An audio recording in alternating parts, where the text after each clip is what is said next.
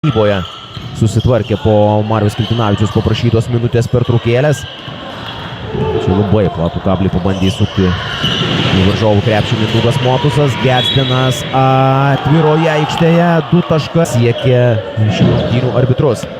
Mokšeckas su kamuoliu, Justino Romanausko aktyviai gynyba prieš jį ir čia Kvilanas liko prie Mokšecko. Mokšeckas tą supratęs bando ieškoti Naruševičiaus. Čia klaida, Geddinas greitoje atakoje.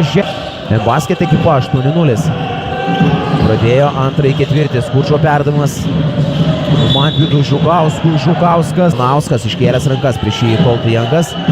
Mantvydas Žukauskas ties gali liniją. Jo verpstė Skučas. Ekstra perdavimas. Koltijangas. Po išsikeitimo prieš Skučą. Skučas sklumpa. Atodusis čia Ventos progimnazijos sporto salėje būtų buvęs labai įspūdingas prieš Justiną Ramanauską. Mokšeckas 4 sekundės iki atakai skirto laiko pabaigos ir vėlgi turėjo jau kažką daryti Mokšeckas, bet viskas baigėsi nesėkmingų metimų. Turi geresnę emociją per pastarąsias 15 sekundžių. Geddinas 1 prieš 1 prieš